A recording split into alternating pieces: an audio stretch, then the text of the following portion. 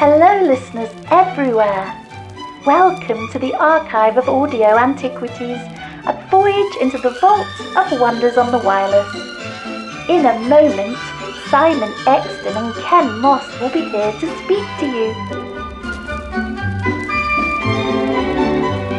Hello everyone, and a very warm welcome back to the Archive of Audio Antiquities. I'm Ken Moss. I'm Simon Exton. This time we are listening to the 2019 Doctor Who early adventure from Big Finish Productions, The Home Guard. It's the middle of the Second World War, and Ben Jackson has returned to visit his married friends Polly and Jamie in their quiet English village. But they can't quite shake the feeling that something's not right. Written by Simon Guerrier, this starred Annika Wills as Polly and the narrator, Fraser Himes as Jamie and the Second Doctor, with Elliot Chapman as Ben Jackson and James Dreyfus as the Master. There's something out there, something very wrong. But the more I look, the more I can't seem to see. This is Leading Seaman Jackson, arrived as we were setting off. Have we met before? I don't think I've had the pleasure, sir. Well, it's not only the Doctor. With the war and everything else, well, it's not that easy to pin down to anything particular. But nothing round here feels right. Harry! Down to the shelters, wait! Sorry, you think the Doctor's a spy? He is working with the enemy! Doctor, what are you going to do? I'm sure something will occur to me. Doctor, no! Those things are killing our people! We can't possibly win.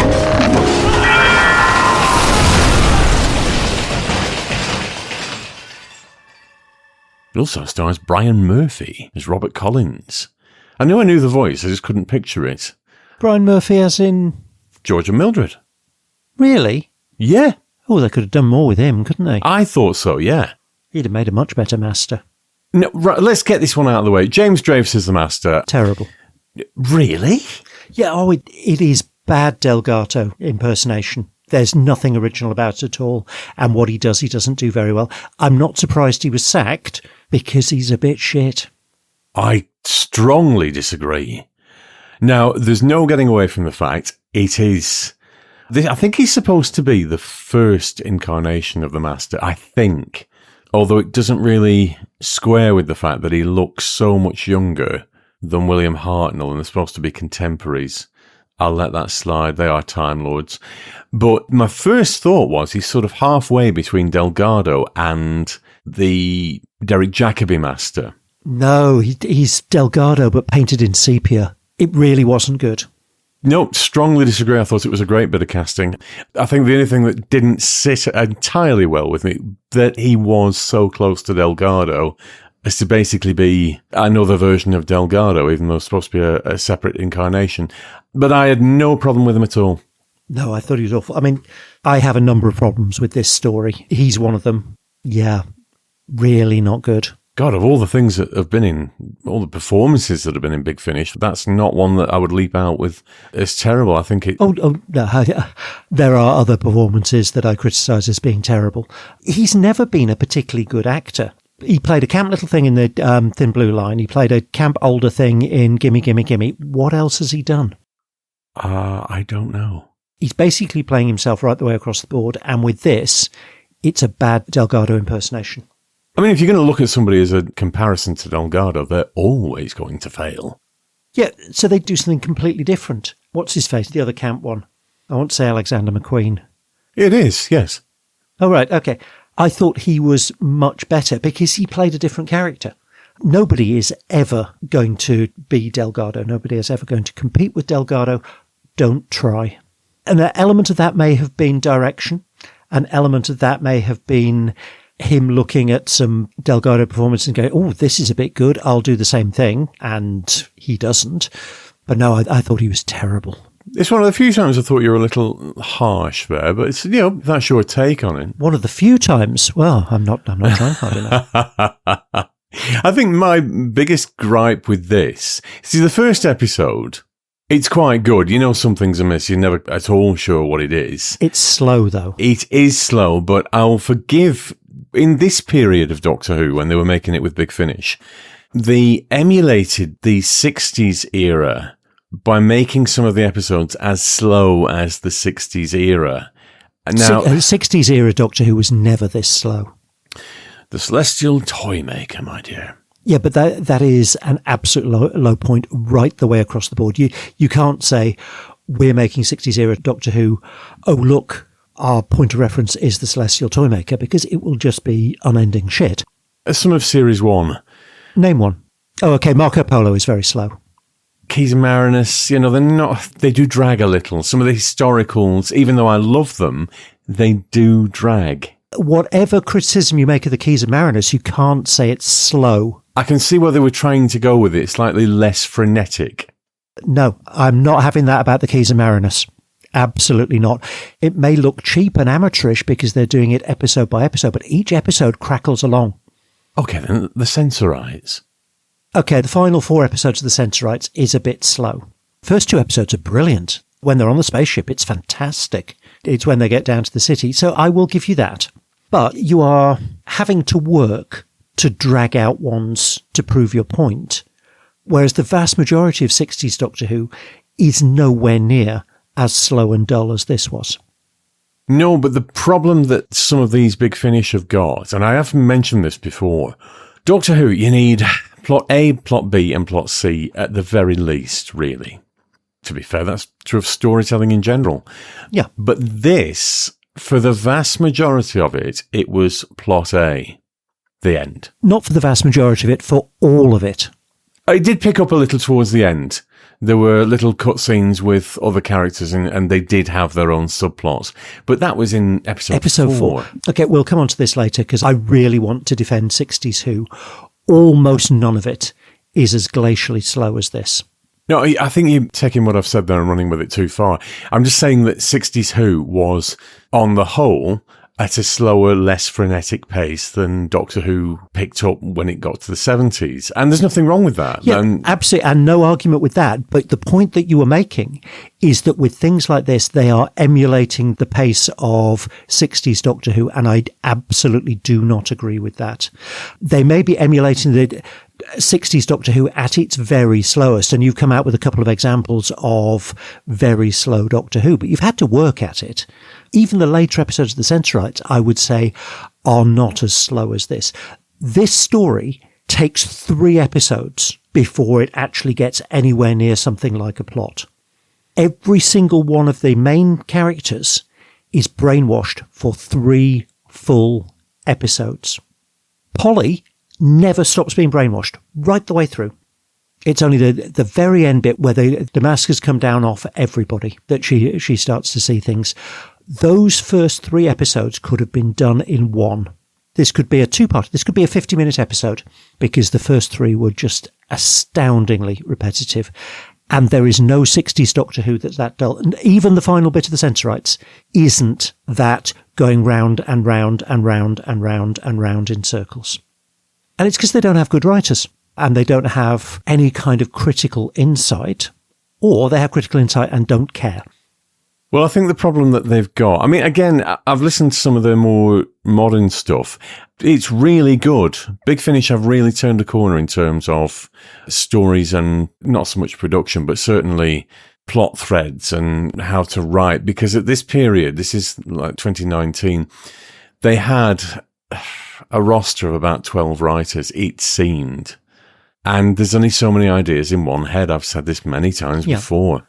So, to be fair to them, pick a modern Big Finish. Say, this is a good modern Big Finish, and we'll do that. And I will tell you what I think. There are Big Finishes that I think are brilliant, absolutely brilliant. We started off this podcast doing the Genocide Machine and then fairly closely followed by the Fearmonger. I absolutely adore both of those. We've done Chimes of Midnight, we've done Dust Breeding, we've done Spare Parts, all works of brilliance. I hate rubbishing on Big Finish because absolutely their heart is in the right place, but they are complacent. Or at the point that I stopped listening to them, there were, we can put out any old shit and people will buy it because it has Doctor Who on their title. And that's what this was. Somebody needed to come along with a giant red pen and say, cut back these first 3 episodes into one. Again, I'm not going to disagree with you. I think that less is more, particularly on audio. I mean, just to rather underline the point that I've just said about so many ideas in one head. On the back of listening to this, I've got to be honest, I did enjoy listening to this. It was flabby. I could definitely have done with a bit of a script edit here and there. That's putting it mildly. But on the back of it, I listened to The Destination Wars, which is one of the sort of alternate First Doctor adventures with David Bradley as the Doctor. And it was James Dreyfus's first appearance as the Master. And it's virtually the same story. I was quite disappointed to find that, yeah, this is remarkably similar to what I've just listened to. So, I don't know, I do genuinely think James Dreyfus puts in a good performance. I think they could have directed it to be a bit more different from Delgado, but generally speaking, I did like it. But does he put in a more dynamic performance in other episodes? Is this just he was terribly directed rather than he put in a terrible performance? Well, he did put in a terrible performance, but is this a direction problem? I don't know. This was directed by Lisa Bowerman. Was she hungover? She's been I've got to say, some of the stuff that she's directed, I mean, she's very good at it. Hence my question, because this is beyond flabby. This is Jabba the Hutt flabby. But a director is not a script editor. True. And she may not necessarily have been familiar with Delgado's performance. Performance is a combination of your actor and your director. I don't think James Dreyfus is a particularly good actor. I've never seen him in anything that I thought he had any kind of dynamic range. And this has just served to improve that. Lisa Bowerman, I agree, has been an excellent director, but this wasn't well directed. It was astoundingly flabby. And his performance was terrible. Now, if he's been in other stories where he's put in a better performance, I'd actually be quite interested to listen to this, but this was not one of them. One of the big problems I had with this is how bad his performance is. Again, I think you're overly harsh there. There's been far worse. I think your opinion may be coloured by other factors. No, it really isn't. We're talking about the trans debate, and he got sacked for his thoughts on that. There are other people who have written stuff that I will not listen to because of their views on trans people that I think is actually really good. Gareth Roberts, I think, is a good writer, but I won't listen to his stuff because of his views. This, I don't think, was a good performance, irrespective of what his political views are. So no, I am not coloured by this. I'm coloured by the fact that I don't think he's a particularly good actor. Most of the stuff that he's famous for is just him playing somebody who's a bit camp, which you see interviews with him. Apple's not falling far from the tree. But I thought this was a dial-in Delgado. I'm glad you're with us, Ben. Polly and Jamie, the whole town is going to rely on your help. I'm counting on you all to defeat the Doctor. Yeah, but if it's just a case of the Doctor... No buts, Ben. You'll do whatever I say. I am the Master. And you will obey me. Tom Webster did the cover. It's very evocative, and, you know, that was part of the reason I'd wanted to listen to this for so long. It just looked inviting in that Doctor Who way. My main problem is the writing with this. I think that it was just not screwed down enough. I listened to this on the back of another Second Doctor, Ben, Polly and Jamie, Big Finish. The Outliers by Simon Guerrier. And because I really enjoyed that one, I thought I'll listen to another one. Oh, look, The Home Guard. And while we're talking about this, I am just going to praise to the skies the TARDIS team here, because obviously Anneke Wills has one of the most gorgeous voices ever. Mm-hmm. Fraser Hines does he does Jamie perfectly, but he does a fantastic Patrick Troughton. And Ben... Isn't he good? Sounds perfect. Yeah. And the thing that I really liked, this was the last one that he did, and he said he wasn't going to do any more after this because he didn't want to do more stories on audio than Michael Craze did in the TV series. And I just think that is so incredibly respectful of the actor and the character. So I really want to sing the praises of that. The TARDIS team sounds fantastic. Yeah, they do. And It's a shame for us because he is so good as Ben Jackson. But there's other ones. So there's the Salation Gambit and there's House of Cards. I remember really enjoying those. I haven't listened to them in a long time, but I remember really enjoying those. I was going into this with high hopes and was chewing my feet off with boredom halfway through episode 2 because nothing had moved on. Nothing. Yeah, not the most dynamic story, I've got to say, but in its defence, I will say this much. My marker for an audio in particular, am I reaching for my phone when I'm listening to it? And I didn't with this. Now, I've gone into the early adventures with a slightly different ear, and I'm going to sing the praises of the range as a whole. Episodes that are mirroring the style of the Missing Adventures that BBC Audio put out, so with linking narration.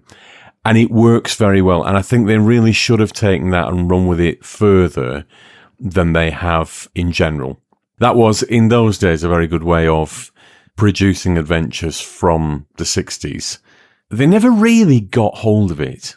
And I've always liked that form. I love the Missing Adventures CDs from BBC. They were my constant companion and some of the most valuable things in my collection, largely because of how beautiful they sound with linking narration. But story-wise, it's not the strongest, but it did entertain me.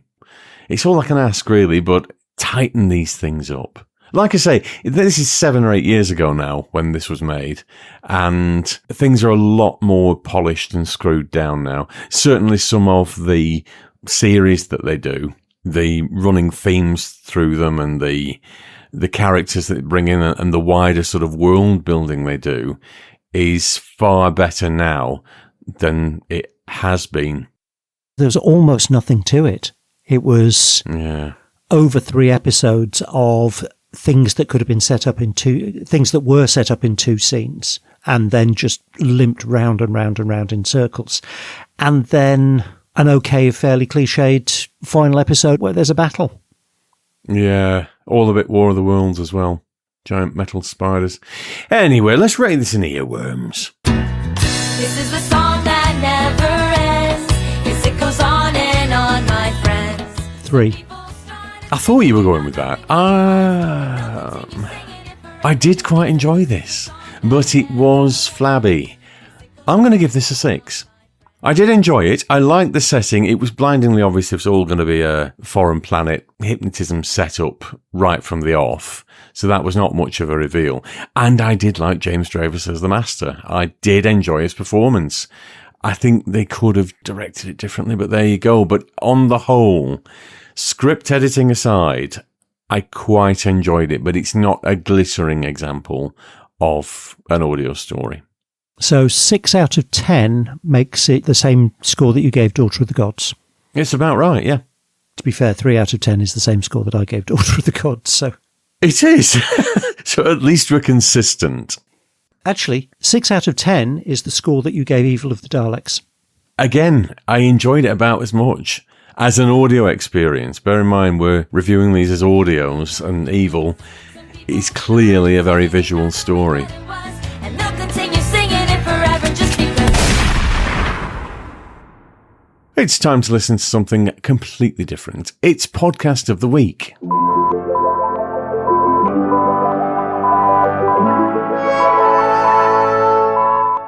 I'm sticking in Radio 4 territory this time. It's Dead Ringers. It's an impressionist series. It's been running a very long time. At the time of recording, the 27th series is just about to start. One of those, again, like Room 101 last time, it started on radio, transferred to TV, and wasn't as good. And then it's transferred, thankfully, back to radio. People like Jan Ravens, John Coleshaw, Lewis MacLeod, there's some really good impressionists in there. And the writing's very good. Nev Fountain's on the writing team.